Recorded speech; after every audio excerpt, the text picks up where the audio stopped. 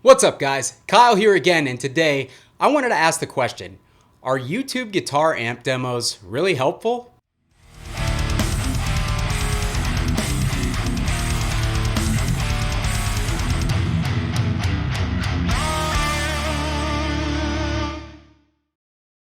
Okay guys, so I wanted to make this video today more as a point of discussion and kind of put my thoughts out there as far as, are YouTube amp demos really all that helpful? I want to know your guys' thoughts on this subject, honestly. What do you guys take away from amp demos when you watch them? Does it help you form a definitive opinion? Do you take everything with a grain of salt depending on the reviewer and the circumstances of the review? You know, what generally do you have in mind when you go into watching an amp demo on YouTube? For me, it's kind of funny because the reason that I started this whole YouTube channel is because I have a ton of amps and people were always asking me, what's your opinion on this? What's your opinion on that? And I'm like, you know what? It would be really cool if I could just make a bunch of demos, especially on amps that people have never played before and there's not much out there on the internet for them, to try to give them the most real world, transparent sound demo of them that I could do, that I'm capable of doing. A lot of the popular YouTubers, and I don't think that there's an issue with this, but I think that it ends up falling more on the entertainment value side of things than it does on the actual transparent review side of things, or transparent demo side of things, is they tend to stick the guitars in a mix and EQ them to the mix, you know, do a lot of things to spruce up the recording in order to make it sound more polished and make everything fit together. Or they go back and even if it's just the guitar, they'll polish up the audio on the guitar as well, you know, again, just to make it sound a little bit more friendly to the person who's hearing it on the other end. I guess the issue with that is a lot of the times, you know, the first big issue is you don't really know what's being done unless the YouTuber is telling you, and they don't always tell you. The other issue is they may have done a lot to that recording that you don't know about to make it sound the way that it does. So in reality, you may not really be getting a fair, transparent, honest snapshot of how that amp sounds. You know, if it's heavily processed, it's gonna sound a lot different. Another thing is the particular person dialing in the amp and playing. The old saying is the tone is in the fingers. Well, yeah, it's definitely in the way that you play. When I play a guitar amp, it sounds completely different than when one of my friends plays it. One, that's how they dial it in. Two, that's their, you know, their rig setup. Three, that's their style of play. Even if you take everything out or every variable out of that and it's just two guitarists swapping in and out on the same rig, it's still going to sound different, and it has everything to do with their overall playing technique. So, just like everybody's always been chasing that Eddie Van Halen tone from the early Van Halen albums, and very few people are able to recreate it, a lot of that comes down to you just don't have it in your hands. Like, I could play a Van Halen riff, it's not going to sound anything like Van Halen just because I don't have the chops. And even if I was a good guitar player, that doesn't mean that I can play with Eddie's style. That has a big factor on how overall an amp will sound. So now getting into some of the obvious variables, you have the mic. The mic makes a huge difference, and that's why I've chosen to use the most absolute common mic for metal recordings that you can find, which is an SM57, is because generally a lot of people will know what character that mic imparts on a recording of a guitar. It's very common. It's the most common mic used in high gain amp recordings and demos. That's not always the case. You know what I mean? A lot of guys tend to use all sorts of different mics, or combine and blend mics, or mic multiple cabinets with different mics. I mean, there's so many different variables that come into play, and the microphone has a huge bearing on how the recording will sound. It can alter the recorded sound of an amp drastically. So really, the mic makes a huge difference, and if somebody's using a mic that not a lot of people are familiar with, it's gonna kind of be hard to line that up with, you know, the real world sound of the amp, because the mic imparts its own character. Kind of building on that, the cab that is being mic'd makes a huge difference, and the mic placement makes a huge difference.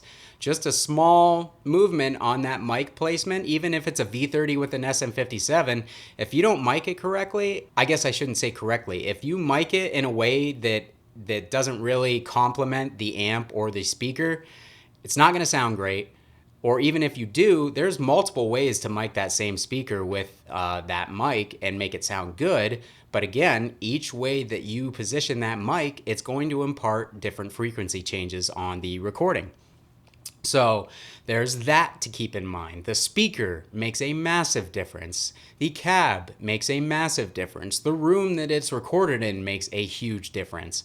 Somebody recently gave me a hard time on my Gear Tour video because they were basically like, why do you have all this super expensive equipment, but you basically don't have a pro level studio? And, you know, to their point, yeah, this room is not treated. It's not specifically set up for the purpose of audio recording. So that the room itself is going to impart a sound, however subtle it may be or not subtle. The room will make a difference too. You have to keep that in mind. Is the room making a big difference? Is the mic placement, the speaker, the cabinet, all that stuff will make a massive difference. On top of that, if people are using cab IRs, those make a huge difference. If they're using an IR that's, you know, based on a speaker that's not all that popular, based on a speaker you're not familiar with, or I've even noticed that different IRs from different companies will sound different, even though they're essentially supposed to be the same thing. It's how it's captured. So really, unless you're familiar with that impulse response, particularly that the person is using in the demo, it's going to be kind of hard to get a feel for what you're hearing and be able to say, yeah, I know that this is what this sounds like, so it's going to impart this frequency curve on this amp, so I know how it'll affect it in real life. Another thing, and I think this is the biggest thing of all when it comes to watching a YouTube amp demo, you are not going to get the in-room feel and response of an amp ever.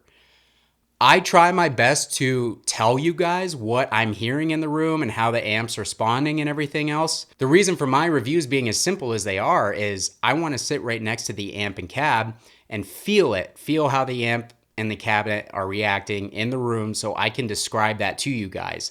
I could definitely stick a cab in the other room, throw a packing blanket over it and mic it the same way, but I'm not going to get the in-room response and feel of that amp, which is what most people are looking for. So that's why I sit right next to it so I can describe it to you guys, because you are not going to get that no matter how hard you try and listen. You can't get that response. Amps feel differently when you play them. When you play a VHT, it feels worlds different than it does to play a 5150. I mean, and that is really hard to get a feel for unless you've played it yourself. So I can try and describe it as much as I can, but if you've never played an amp that responds similarly, you won't understand that until you play that amp. It's as simple as that. I read so many things about the VHTs and the splons being dry before I got to play them. I didn't know what the hell that meant. I'm like, does that just mean they're not as saturated? Well, yeah, but it also means that you have to dig in and push the amp a lot harder in order to get that saturation. Sitting on the other end, if the reviewer has a really strong right hand and they're pushing the hell out of that amp, you're going to get a lot of saturation, a lot of punch, and it's going to sound really good. But if you have somebody who doesn't have that, they have a loose right hand, they don't have a lot of power in it. If you're playing a dry amp, like you're coming from a 5150 and then you try to play a VHT, it's probably not going to sound very good. And that's just, again, that's another thing. I can try and explain it to you all day, but until you play that amp, you'll never get the feel of how it responds to your picking hand. One of the most perfect examples of me loving a guitar amp demo and then getting the amp and being really disappointed with the amp was Reza's Bogner Shiva 20th anniversary with KT88's demo that he did. I thought the amp sounded massive. It had an awesome growl. Just a really, kind of dark but aggressive sounding distortion with some cool grain to it. I loved everything about the demo that he posted. So I bought one last year and I got it. And I don't like the amp at all. And one of the main reasons that I don't like the amp is the low end is not punchy and responsive like it would be on a Splon or basically any other amp that I really enjoy. If that low end isn't super punchy and percussive and fast, I tend to not like the amp all that much just because that's like my main thing. That amp, it has low end, it has big low end. You can dial it in that way, but it's not a fast responding low end. It's not woofy, but it's just kind of a slow response. So in the end, I ended up not liking the amp. I'm gonna probably get rid of it here shortly, but because I checked out that demo and I was so sold on that tone that he had put out there, and this is no fault to Reza by any means. I mean, we love what he does, puts out great demos of great amps, but you can't get that in the room feel just by listening to a demo like that. And for me as a player, as somebody who has sampled so many different amps, the response and the feel when you play an amp is everything. So, and unfortunately, that's what you don't see. Now, the ways that it is helpful, you can get an idea of the voicing. There have definitely been amps that I had no idea what they sounded like before, and went online and checked a couple reviews, and you notice some similarities across multiple reviews.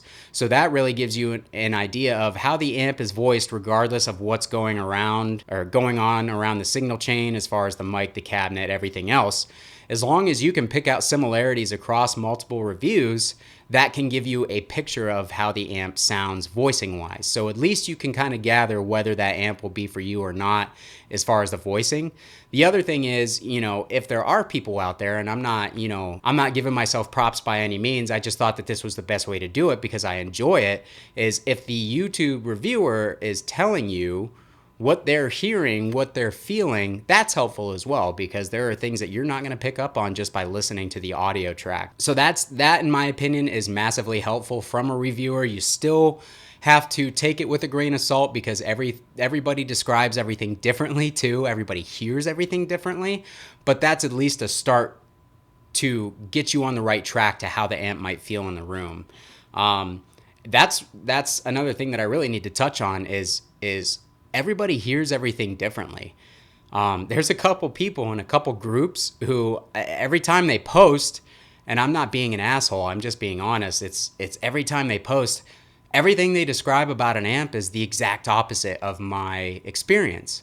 And there's nothing wrong with anybody disagreeing with me, but when people are inherently describing an amp completely opposite of the way that I've heard it, it just seems crazy to me. I'll never say, no, that's not the truth. That's not the case, because everybody has their own experience. So if they've played an amp and that was what they thought they were hearing and everything, okay, I'll take it into consideration. But if I have experience with that same amp and everything that you're saying is the opposite of what I'm hearing, it's kind of hard for me to take it seriously. And some of you guys may experience that too. Some people have a hard time describing the frequencies that they're hearing, or just the tone in general. They have a hard time finding the right words, and that kind of comes with time. And it also comes with, doing research and stuff like that. But ultimately, it's really tough to know that the person describing what they're hearing is describing it in a way that'll make sense to you, if that makes any sense to you. You guys may listen to me and be like, what the hell is that dude talking about?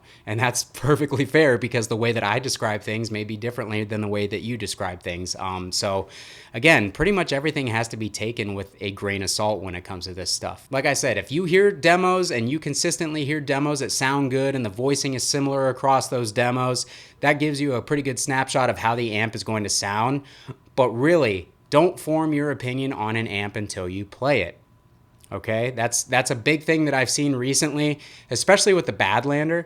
You guys know I love the Badlander. Somebody accused me of saying that I basically shit on anybody who didn't agree with my opinion. That's not the case at all. You don't have to like an amp just because I like it. But at the same time, I don't think it's fair to form a definitive conclusion on an amp until you play it for yourself. And then if you play it and you don't like it and everything that you thought about the amp rings true when you actually play it, that's absolutely fine. That makes perfect sense to me. But people who go around and they're parroting the things that they hear on the internet just by, reading on forums and Facebook groups and listening to a couple of demos. There's not a lot of demos out there on that amp right now. And you going around and saying, no, the Badlander doesn't have enough low end. The Badlander doesn't have enough gain. The Badlander sounds thin and blah, blah, blah. How do you know that? I mean, how can you say that definitively? If you were to say, from the demos that I've watched, this is the impression that I get from this amp, okay, That makes a lot more sense. But for you to go out and say, oh, the Badlander sucks, it was all hype, the amp is trash, Mesa made a huge mistake with this, blah, blah, blah, without ever actually playing it for yourself, come on, man. You just look silly. That's all. And I'm just trying to give you guys some insight on a specific example, and I've noticed that that's been happening a lot lately. Again, it's perfectly okay for you guys to not like an amp. Tons of people don't like Splons because of the midsection.